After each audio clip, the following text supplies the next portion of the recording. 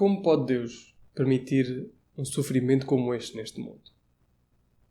Se Deus realmente existe, onde está Deus? Se Deus é Deus, Ele não é bom. Se Ele é bom, Ele não é Deus. Tal o sofrimento que nós vemos neste mundo. Têm sido semanas difíceis, as últimas, provavelmente no meio da tua própria experiência de dor e de sofrimento, ou naquela que tu vês nas notícias ou lês em outros lados, provavelmente a tua mente tem indagado perguntas semelhantes a estas. Provavelmente tens inquirido mais acerca de quem Deus é, acerca se Deus realmente existe ou não existe. Aquilo que eu te quero dizer é que a Bíblia fala diretamente acerca da dor. Aquilo que eu te quero dizer é que a Bíblia fala diretamente ao sofrimento e à dor pela qual passamos. Por isso nós demos o título a esta série de Deus em tempos de crise. Porque nós queremos, através de algumas narrativas bíblicas, através de ir às Escrituras, ver a forma como Deus se manifesta na crise. Ver a forma como Deus não está ausente das crises. E Deus se vai manifestando. A sua pessoa, o seu caráter vão sendo revelados através dos momentos de crise, que são muitos aqueles que são relatados nas Escrituras. Hoje nós vamos olhar para a história de Jó. A história de Jó é uma história dura, cruel, é uma história íntima acerca de quem sofre muito, sofre realmente muito. Vamos mergulhar neste livro e vamos ser confrontados com dor, com sofrimento, com perda, mas também com amor, com esperança, com confiança em Deus. E a nossa esperança para esta série de mensagens é que tu também manifestes este amor, esta confiança, esta esperança em Deus à medida que vamos caminhando por estas narrativas bíblicas.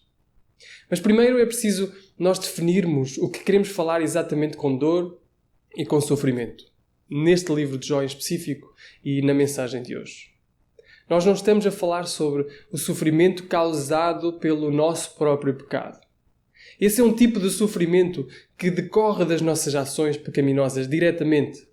Por aquilo que nós fizemos, por aquilo que nós dissemos, nós recebemos diretamente as consequências daquilo que nós fazemos. Nós já vimos isso e já abordámos isso na história de Nabucodonosor. Quando Nabucodonosor é cometido de uma crise da parte de Deus exatamente por causa do seu orgulho, e Deus utiliza a crise para trazer humildade ao coração do rei. E isso também pode ser aplicado aos nossos corações. Mas não é esse sofrimento e essa dor que nós queremos abordar hoje. Também não é o sofrimento, a dor, o desconforto causados por seguir a Jesus. A Bíblia é clara quando diz que aquele que segue a Jesus tem que estar preparado para o sofrimento, para a dor, para o desconforto causado por seguir a Jesus. Existe perseguição, existe sofrimento, existem momentos de dor, de perda de privilégios. Tudo isso está acarretado no caminho de seguir a Jesus. E nós somos alertados para estarmos preparados, porque isso pode acontecer. E não é essa dor e esse sofrimento que nós queremos abordar hoje. Nós queremos abordar a dor e o sofrimento da experiência humana no seu geral. Quando Deus criou o mundo sem pecado. Deus criou o mundo sem dor, sem sofrimento. Tudo era perfeito, tudo era bom, mas então o pecado entrou no mundo e o pecado como ação, como condição, entrou no nosso mundo, tornou o mundo imperfeito, quebrado e desde então nós sofremos. Nós, como humanidade em geral, sofremos por causa desse mesmo pecado. Caminhamos um caminho de agonia por causa desse pecado, neste mundo imperfeito, neste mundo de agonia. E esse sofrimento toma muitas formas. Este sofrimento toma exatamente muitas formas. Durante uma crise como esta, pode estar na ansiedade de nós perdermos os nossos bens, na ansiedade de nós perdermos o nosso emprego, na ansiedade de nós perdermos os nossos familiares, na ansiedade de nós perdermos a nossa própria saúde. Pode estar na concretização disso, na perda de saúde, na perda de emprego, na perda de bens. Pode estar na doença, pode estar no luto por algum familiar querido ou um amigo querido. Pode estar na impossibilidade do nosso contacto próximo uns com os outros. Pode estar na impossibilidade de conforto no luto, de um abraço. Pode estar em tudo isso. Mas o sofrimento não está circunscrito a esta crise que nós estamos a passar. Muito provavelmente vocês já passaram por dor antes desta crise e passarão por dor depois desta crise. O sofrimento não está restringido a esta mesma crise. Alguns podem ter passado por alguma dor já bastante dolorosa.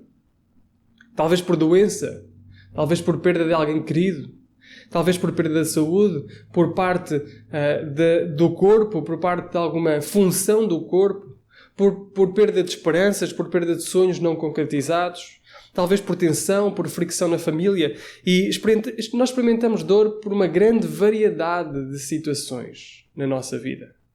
Ansiedade, depressão, desencorajamento. Nós sabemos o que é. Nós sabemos exatamente o que é.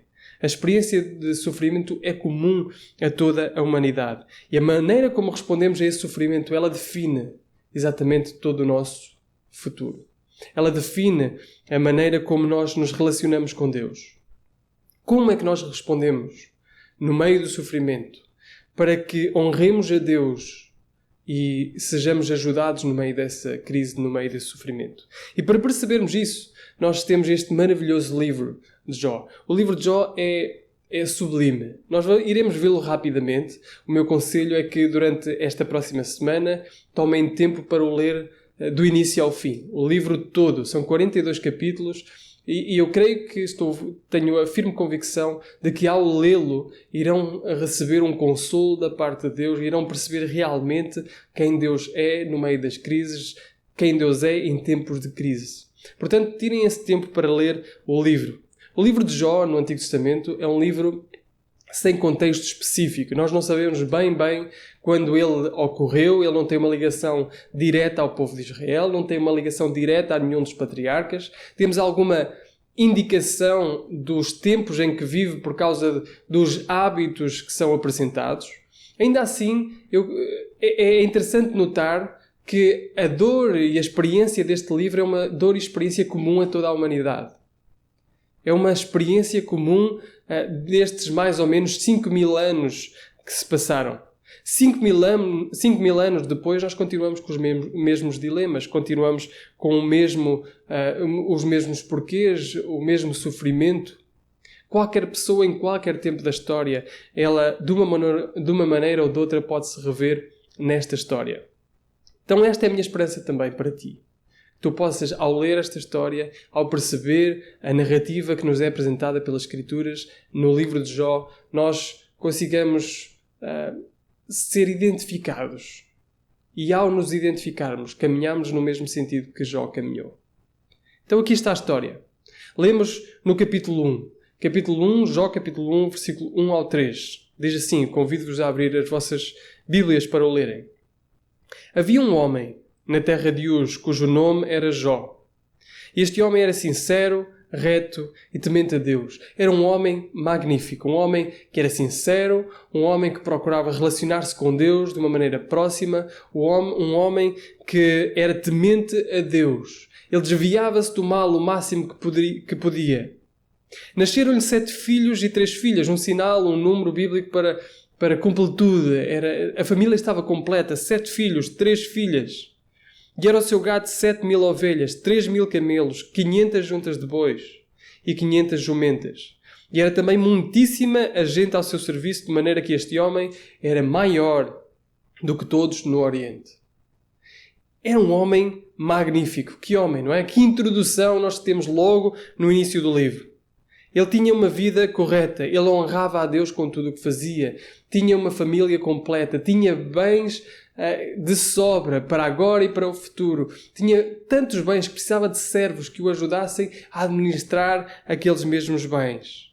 Quando olhamos para isto, quando olhamos para este relato, nós talvez possamos dizer que Jó tinha a vida que qualquer um de nós quereria ter. Ele tinha bens para agora e para o futuro. Tinha uma família maravilhosa, completa. E não só isso, tinha uma família maravilhosa e completa, como tinha uma relação próxima com Deus. Uma relação íntima, incrível com Deus. Ele tinha a vida que qualquer um de nós quereria ter. Poderemos dizer isso.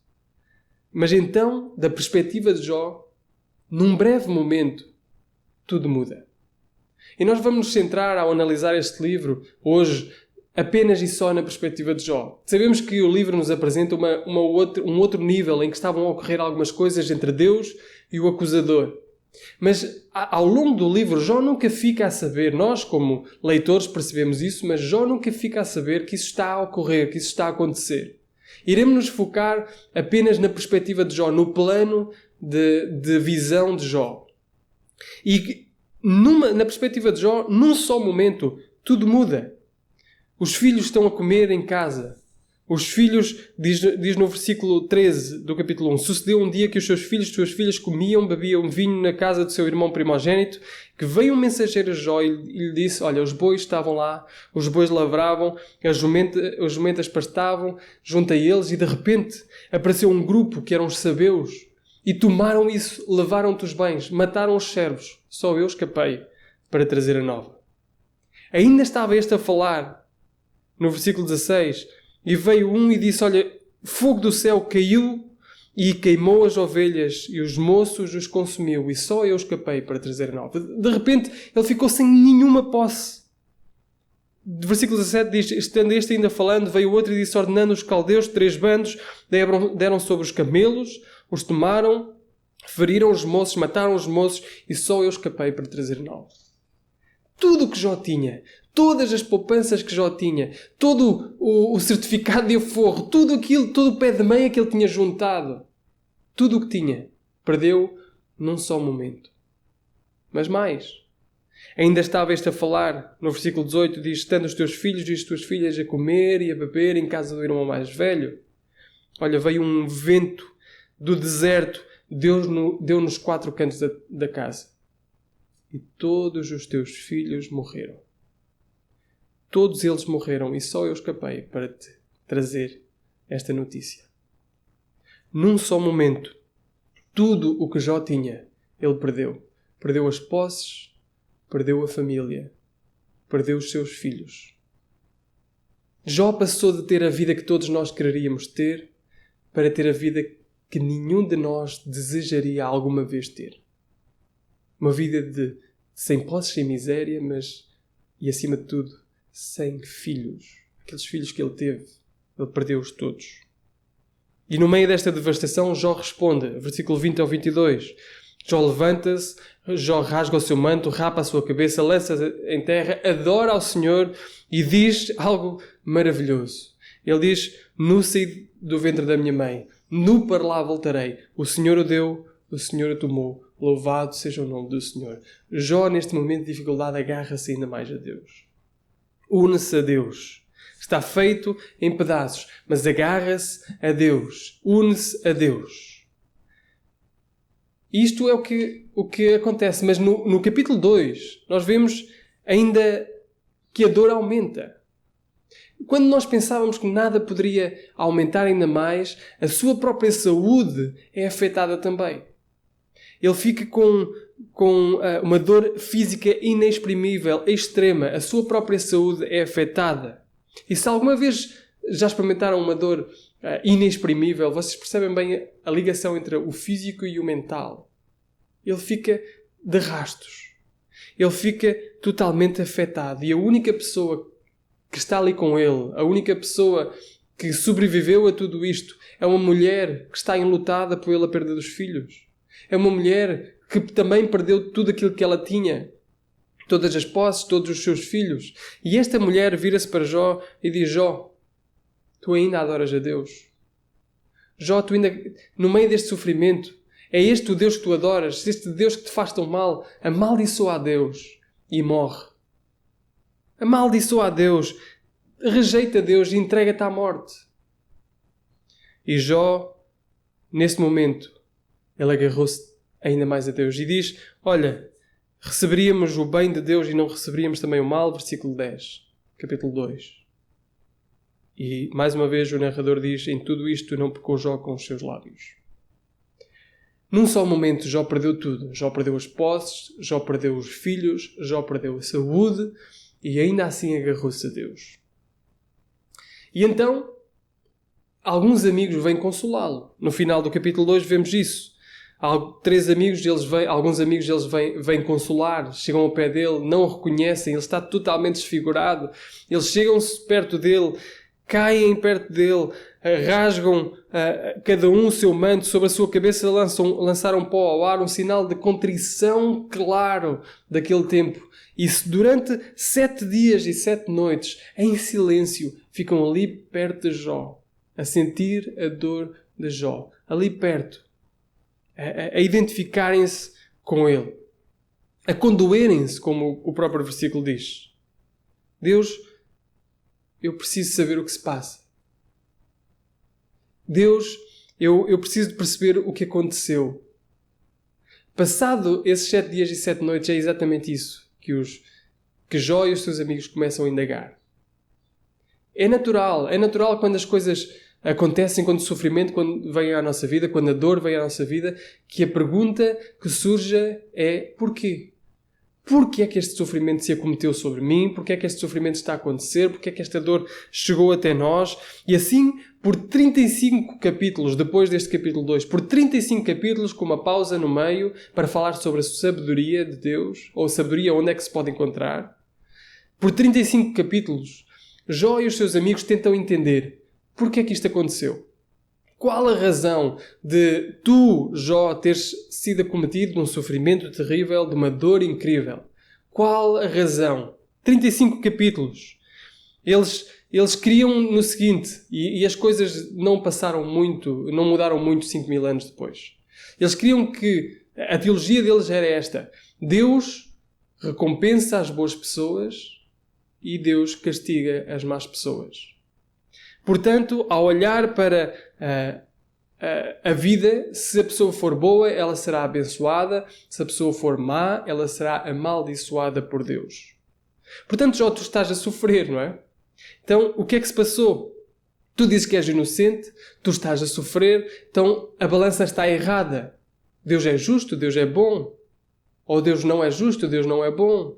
Ou tu és inocente, ou tu não és inocente. Porquê? Porquê é que isto está a acontecer? Durante 35 capítulos, os próximos 35 capítulos, eles procuram indagar isso.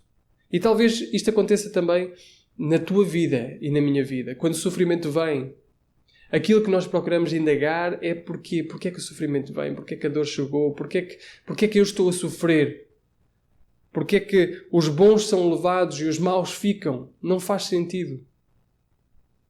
Então Jó e os seus amigos surgem com 2 perspectivas. 2 razões pelo qual ele estava a sofrer. E a primeira que nós vemos é que nós talvez soframos, e tu, Jó, talvez estejas a sofrer porque Deus não é bom. Talvez porque Deus não é bom. Talvez porque Deus, pelo menos, não seja bom na maneira como nós pensávamos que Ele era. E quem oferece essa perspectiva é o próprio Jó. É o próprio Jó que oferece essa perspectiva. Jó diz assim: eu sei que sou reto, eu esforcei-me para fazer o bem, eu esforcei-me para ser temente a Deus, reto e sincero diante de Deus. Eu sei que sou inocente, portanto, se é assim que Deus me trata, Deus não pode ser bom. Pelo menos bom na perspectiva que eu tinha pensado. Não pode ser justo. E nós vemos isso no capítulo 9, versículo 21 a 24. E diz assim: ainda que perfeito não estima a minha alma, despreza a minha vida. A coisa é esta: por isso eu digo que ele consome ao reto e ao ímpio, matando o açoite de repente. Então se ri da prova dos inocentes. A terra é entregue às mãos do ímpio. Deus cobre o rosto dos juízes. Se não é ele, quem é então? Jó está a vacilar entre se Deus é bom, se Deus não é bom, se Deus é justo, se Deus não é justo, e começa a pensar: olha, Deus permite isto acontecer. Ele não está a duvidar que Deus é Deus, mas está a duvidar que Deus é bom. Bruce Waltke, um estudioso do Antigo Testamento, diz o seguinte: Jó não questiona o monoteísmo tradicional, a crença num único Deus omnisciente, omnipotente e soberano. Entretanto, ele questiona cada vez mais a bondade e a justiça de Deus. Mesmo que indiretamente Jó vai questionando a bondade e a justiça de Deus. Deus não pode ser bom se é assim que ele trata uma pessoa que é boa. Ele talvez pensasse ao olhar para a sua própria vida, na sua própria inocência, na sua própria retidão, que não merecia aquilo que estava a acontecer. E talvez tu penses exatamente desta forma. Olhas à volta, vês o sofrimento no mundo e pensas, se isto acontece, se pessoas morrem, se inocentes sofrem, se pessoas lutam com cancro, se pessoas sofrem doenças, se perdem o seu trabalho, se sofrem ansiedade, frustração, stress, se existem guerras, se existem abusos, se existe ódio, se existe racismo, se existe tanta outra coisa, tu olhas para a dor no mundo e perguntas, dás um passo atrás e dizes se isto está a acontecer e Deus continua a ser Deus, Deus não pode ser bom. Deus nos deve uma explicação. Ele precisa se defender. Ele precisa de nos ajudar a perceber porque é que isto está a acontecer. Porque é que existe um abismo tão grande entre aquilo que nós sabemos que Ele é e aquilo que é a nossa experiência, aquilo que realmente vemos, aquilo que realmente sentimos. Talvez, na realidade, Deus não seja assim tão bom. Tu olhas para o teu próprio sofrimento, para a tua própria dor e dizes, Deus não sabe e Deus não quer saber. E isto é o que Jó vê no meio do seu sofrimento. No meio do seu sofrimento, quando a sua teologia não está de acordo com a sua própria experiência, ele chega à conclusão, talvez Deus não seja assim tão bom. Mas os seus amigos oferecem uma outra explicação. A outra explicação que os amigos oferecem é a seguinte. Talvez soframos não tanto por aquilo que Deus é, mas por aquilo que tu és. O teu sofrimento tem a ver com aquilo que tu és, com o teu próprio pecado. Nós sabemos que Deus é bom, nós sabemos que Deus é justo, portanto, se as coisas não estão a correr como deveriam, se tu estás a sofrer, a culpa é tua, Jó. A culpa é tua porque tu tens pecado. A culpa é tua porque talvez tenhas feito alguma coisa que não esteja correta. Nós vemos isso ao longo de todo o livro, mas podemos ler em alguns versículos, capítulo 4, versículo 7, diz assim, lembra-te agora, qual é o inocente que jamais pereceu? E de onde foram os sinceros destruídos? A verdade é que nós sabemos que não existe inocente. Não há um justo nenhum sequer, diz Paulo aos Romanos, capítulo 3, versículo 10. Nenhum de nós é justo. Ainda assim existe sofrimento que nós percebemos que não está diretamente relacionado com o pecado. Sofrimento que não está diretamente relacionado com um pecado particular na nossa vida. E ao olharmos para a vida de Jó, nós conseguimos perceber isso. E vemos, por exemplo, no capítulo 8, versículo 20, diz, eis que Deus não rejeitará ao reto, nem toma pela mão aos malfeitores. Portanto, se Deus te está a rejeitar, é a conclusão dos amigos de Jó, se Deus te está a rejeitar, é porque tu não és bom. Tu não és reto. Tu tens algum pecado. Um dos amigos de Jó até cria uma lista de pecados que Jó poderia ter cometido. Se ele está a sofrer, ele deve ter sido culpado, ele deve ter algum pecado escondido. A conclusão é, talvez nós sofremos por aquilo que cometemos. A verdade é que nós sabemos que isso não é exatamente verdade. Existe, claro, consequências diretas do nosso pecado. E todos nós, como também já dissemos, somos pecadores por raiz e por fruto. Não existe um justo nem um sequer. Mas a conclusão que os amigos de Jó estavam a chegar era a mesma conclusão que os discípulos de Jesus também chegaram mais tarde. E perguntaram a Jesus, quando viram um cego de nascença, quem é que pecou? Foi este, na barriga da mãe, ou os seus pais que pecaram para que este nascesse cego? E Jesus disse, olha, nem este, nem os seus pais, mas ele nasceu cego para que se revelasse nele a glória de Deus. Portanto, nós sabemos que existe sofrimento, que existe problema, dor no mundo, que não está diretamente relacionada com o pecado. Mas isto foi o melhor que Jó e seus amigos conseguiram fazer. Estas duas explicações, ao tentar entender o porquê.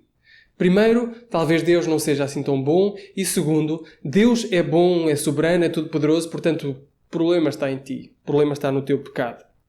E termina Jó talvez a sua última intervenção antes do próprio Deus responder. Está lá no capítulo 31, no versículo 35. basicamente as últimas palavras de Jó, e diz assim: quem me dera um que me ouvisse. Eis que o meu intento é que o Todo-Poderoso me responda e que o meu adversário escreva um livro. Jó está sem esperança. Jó quer ser ouvido. Jó diz: Deus, tu tens alguma coisa a dizer? Nós pensamos em todas as explicações para este sofrimento. Esgotamos todas as possibilidades. Vem e diz alguma coisa. Jó está frustrado, mas a partir deste momento, Jó vai ter um consolo e um conforto como nunca teve, através da resposta de Deus. Conforto nunca vem por tentar entender o porquê, sempre, de todo o nosso sofrimento e a dor. Conforto não vem por tentar entender o sentido. Nós podemos puxar a corda, nós queremos entender o sentido porque queremos controlar a situação. Se ao menos nós percebêssemos o que aconteceu, nós poderíamos controlar todas as coisas, lidar com isso. Mas o conforto não vem. O conforto nunca vem por tentar entender o sofrimento. Passamos noites sem dormir, passamos momentos de lágrimas a tentar entender o porquê e não conseguimos entender, exatamente como Jó também não conseguiu entender. Então Deus responde. E a partir do capítulo 38 até ao 41 nós vemos a resposta de Deus. A resposta de Deus ao sofrimento de Jó. E Deus olha para Jó e no meio de um redemoinho, como diz o início do versículo 1 do capítulo 38, ele responde: quem é este que escurece o conselho com palavras sem conhecimento? Quem é que me está a inquirir? Cinge os teus lombos como um homem e perguntar-te-ei e tu responde-me. Deus diz: eu dei-te a oportunidade, Jó, de tu me perguntares o que quiseste. Agora senta-te e ouve-me. Responde-me às perguntas que eu te vou fazer. E a partir daqui Deus começa a mostrar a sua soberania sobre todas as coisas. Quem Deus realmente é. Aquele que governa todas as coisas. E ele começa a perguntar: Jó, onde estavas quando eu fiz a terra? Jó, onde estavas quando eu fiz as estrelas, coloquei as estrelas no seu sítio? Onde estavas quando eu ordenei ao mar até aqui e não passas daqui? Onde estavas quando eu formei todas as coisas? Onde estavas quando eu manifestei o meu poder pela minha palavra na criação e na sustentação de todas as coisas? Versículo após versículo, Deus vai relembrando a Jó que Ele é soberano, que Deus vai relembrando a Jó da sua grandeza, da sua glória, da sua majestade, do seu poder, versículo após versículo. E chega um momento em que Deus diz assim: Jó, podemos fazer um acordo? Coloca-te lá no meu lugar. Queres ser tu Deus por um momento?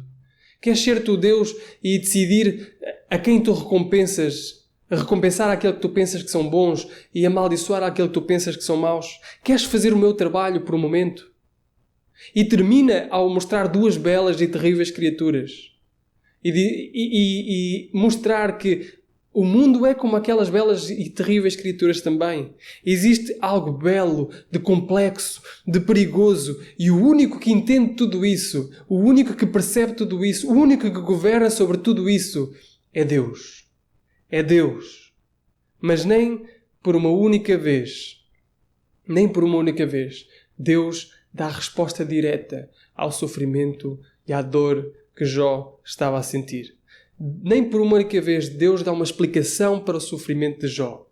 Ele nunca menciona qual o propósito, qual o porquê e qual o propósito, qual o porquê e qual o para quê do sofrimento específico de Jó. Ele sabe que o que nós procuramos no meio do nosso sofrimento nunca será encontrado no nosso sofrimento. Ele que sabe que o conforto, ele não vem por tentar entender o nosso sofrimento, o conforto vem por olhar para quem Deus é. Olhar, descansar e confiar em quem Deus é. O conforto vem por conhecer e confiar em Deus. Tu tens uma decisão em ti, diante de ti, Jó. Tu podes olhar para as tuas circunstâncias, para o teu sofrimento, ou podes olhar para mim. E se olhares para o teu sofrimento, tu não vais encontrar consolo e conforto nenhum. Mas se olhares para mim, tu vais encontrar um consolo e conforto como nunca sentiste. Está diante de nós também essa decisão. Olhar para o nosso sofrimento ou olhar para quem Deus realmente é. Deus não responde diretamente à pergunta de Jó acerca do sofrimento, mas responde a uma pergunta melhor ainda. E a pergunta a que Deus responde é: Deus, quem és tu no meio da crise que eu estou a passar? Quem és tu no meio do sofrimento e da dor que eu estou a passar? E deixem-me deixar três atributos, três formas que Deus se manifesta, Deus se revela no meio das nossas crises que nós vemos neste livro. A primeira delas é que Deus é bom. Deus é bom. Pode não parecer na nossa perspectiva terrena, mas Deus é bom. Deus é bom quando estamos no vale sombrio. Deus é bom quando estamos em cima do monte. O que eu vejo e o que eu experimento não muda o que Deus é. Deus continua a ser bom. Ele continua a governar o mundo com bondade. Ele olha para nós com bondade e sabe o que é melhor. Deus é bom. A segunda coisa é que Deus é presente. Por todo o livro, Deus nunca esteve ausente. Deus ouviu Jó. Deus ouviu os seus amigos. Nota-se isso depois na resposta do próprio Deus. Deus esteve presente. Deus conheceu a dor. Deus conheceu o sofrimento de Jó. Deus percebeu o sofrimento de Jó. Portanto, Deus é presente. Deus não está ausente. Deus nunca se move. Deus está lá no nosso sofrimento. Deus não nos abandona. Deus não nos esquece. Ele está lá presente. Para aquele que crê em Jesus Cristo, Deus está em nós. E a terceira verdade acerca de quem Deus é, neste tempo de crise, no meio deste sofrimento, no meio desta crise, é que Deus é soberano. E nós vemos isso aqui. Deus é soberano. Ele reina sobre tudo. Nós não percebemos exatamente tudo o que Ele faz ou porque é que Ele faz, mas Ele reina. Nós não percebemos porque Ele salva uma criança e não salva outra criança. Mas Deus reina. Nós não percebemos porque crises somos acometidos de crises neste mundo, não percebemos porque é que o vírus se espalha, não percebemos porque é que a morte e o sofrimento invadem o nosso mundo, mas Deus reina, Deus governa, Deus é soberano sobre todas as coisas. Nós sabemos que Ele reina no seu trono, apesar daquilo que nós vemos neste mundo. Ele é soberano, Ele está no controle. Ele é bom, Ele é presente, Ele é soberano. Nas nossas crises, no nosso sofrimento, a todo momento. Ele guia-nos por meio das nossas crises. E nós precisamos desta perspectiva de Deus no meio da dor e no meio do sofrimento.